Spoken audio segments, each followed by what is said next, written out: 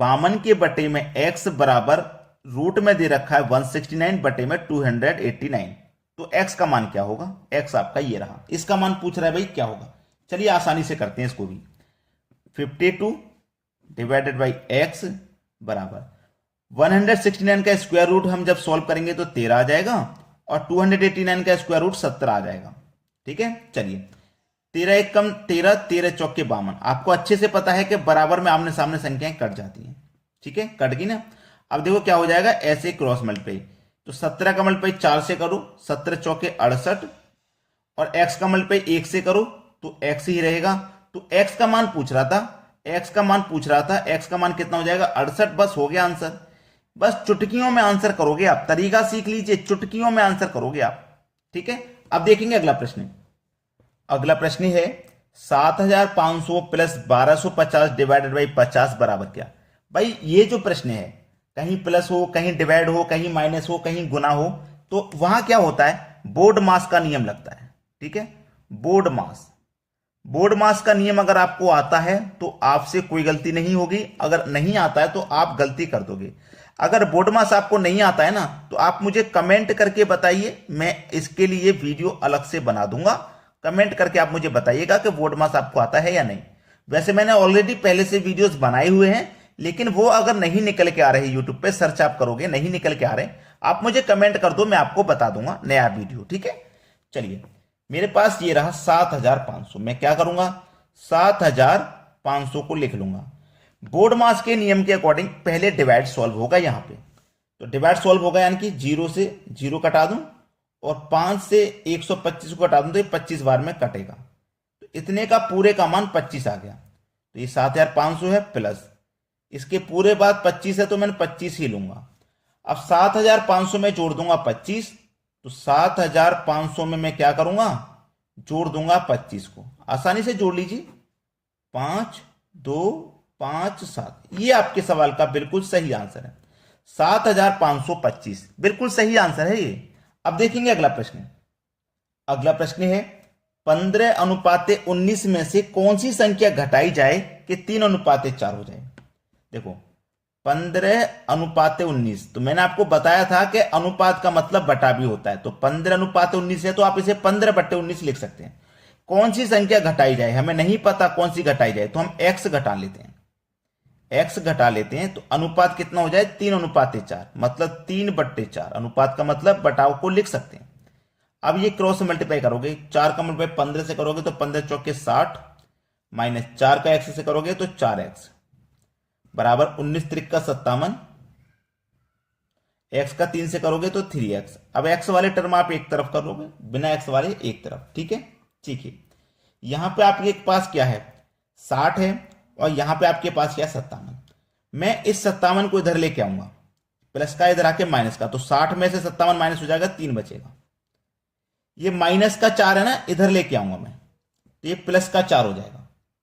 तो प्लस के 4 में से माइनस का 3 कटेगा, भाई 4x में से प्लस के 4 माइनस का 3x का केवल एक x बचेगा। तो x का मान कितना आया भैया? 3 आया।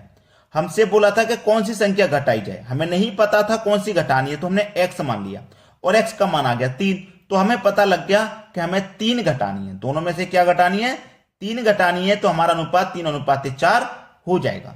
ठीक है, अब देखते हैं अगला सवाल। अगला प्रश्न है n इंटू एन प्लस 1 का HCF निकालें यदि n प्राकृतिक संख्या है। प्राकृतिक का मतलब लगातार, n प्राकृतिक संख्या बोला, यानी कि 1 भी हो सकता है, 2 3 4 5 कुछ भी हो सकता है। n का मतलब, प्राकृतिक का मतलब लगातार संख्या। ठीक है, तो दो संख्या में लगातार लेनी है, जैसे मैंने 2 ले लिया, 2 के बाद में लगातार 3 बराबर इसका HCF हम निकालेंगे, तो 2 और 3 का HCF हमेशा 1 आएगा। अब मैं 4 और 5 ले लूं, ये भी लगातार संख्या है, HCF हमेशा इसका भी 1 आएगा। हमेशा याद रखना, जब भी लगातार संख्या होंगी HCF उनका 1 ही आएगा।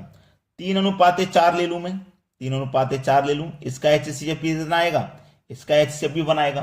तो याद रखें कि आप जब भी कभी लगातार संख्याएं लेंगे, लगातार संख्याएं जब भी लेंगे, उनका HCF 1 ही आएगा। जैसे मैंने यहां पे क्या करूं, 2 ले लिया। ठीक है, 2 ले लिया ना मैंने, यहां पे 2 ले लिया। अब n मेरा 2 ले लिया, तो n मेरा 2, 2 में 1 जोड़ दूंगा तो ये 3 हो जाएगा।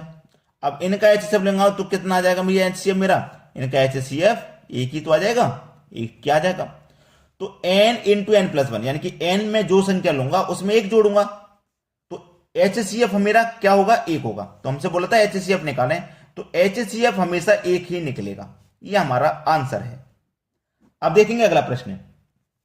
अगला प्रश्न है, दो संख्याओं का योग 14 है तथा उनके वर्ग का अंतर 56 है, तो संख्याएं क्या हैं। दो संख्याओं का योग 14, यानी कि दो संख्या, एक संख्या मैंने x ले ली, दूसरी संख्या y ले ली, दोनों का योग मुझे दिया गया है 14, और दोनों के वर्ग का अंतर कितना है, 56 है। दोनों के वर्ग का अंतर यानी कि x का वर्ग और y का वर्ग, और दोनों का अंतर कितना, 56 है। तो मैं कौन सी दो संख्या ऐसी लूं जिनका अंतर वर्ग करने पे 56 आ जाए। तो देखो ये मेरे पास एक फॉर्मूला बन रहा है ए स्क्वायर माइनस बी स्क्वायर वाला। तो ए स्क्वायर माइनस बी स्क्वायर बराबर क्या होता है, ए प्लस बी इंटू ए माइनस बी, यही तो होता है। तो यहां पे ए स्क्वायर माइनस बी स्क्वायर लिख रहा हो, मैं वहां ए प्लस बी इंटू ए माइनस बी लिख सकता हूं, और ये पूरा 56 के बराबर है। यही तो है, 56 के बराबर है। अब a प्लस बी, मेरे पास a प्लस बी कितना है, a प्लस बी मेरे पास 14 है, तो मैं यहां पे 14 लिख सकता हूं, ठीक है, इंटू a माइनस बी बराबर कितना, 56। अब देखो 14 चौके 56, 4 बार में कट गया, तो देखो a माइनस बी कितना है, 4 है। हमसे पूछ रहा था वो संख्याएं क्या है, वो संख्याएं हमसे पूछ रहा था क्या है, ठीक है, यही तो कहा है उसने कि भाई संख्या बता दीजिए क्या है। हमारे पास a माइनस बी कितना आ गया, 4 आ गया, ठीक है। तो मैं यहां पे x माइनस वाई लिख सकता हूं, कितना, 4, 4 ही तो है। अब देखो 4 है, मुझे इतना मालूम हो गया 4 है। अब मैं कौन कौन सी संख्या लूं, यहां पे आसानी से हल हो जाए।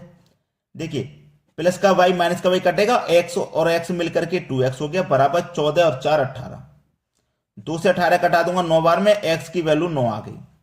जब x की वैल्यू मेरे पास 9 है और x और y मिलकर के 14 है, तो भैया y का मान मेरा कितना हो जाएगा, 5 हो जाएगा। नहीं भाई, 9 और 5 14 होता है, x का मान 9 है तो y का 5 हो जाएगा। सवाल खत्म, सवाल हो गया खत्म।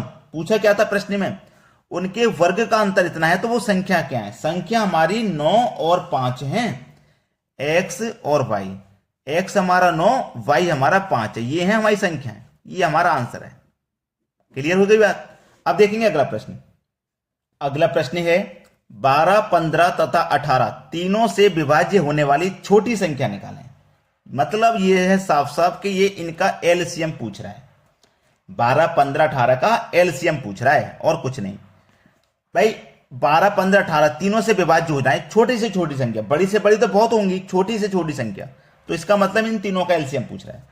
तो 12, 15, 18 का अगर आप एलसीएम निकालेंगे तो जो बेसिक तरीका आप छोटी क्लास से सीखते आ रहे हैं उसी से निकाल लीजिए।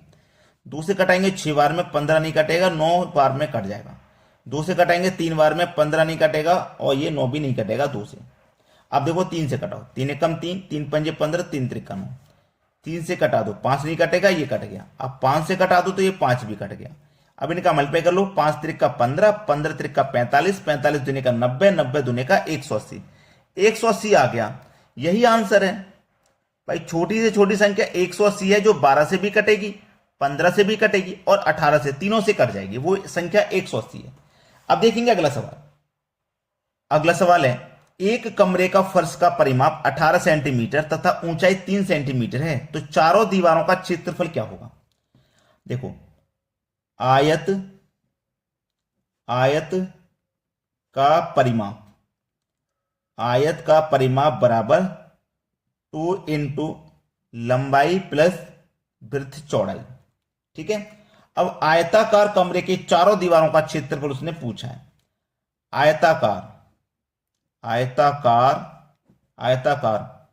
कमरे की चारों दीवारों का क्षेत्रफल, चारों दीवारों का क्षेत्रफल बराबर 2 इंटू लंबाई प्लस चौड़ाई इंटू हाइट, यानी कि ऊंचाई, ठीक है।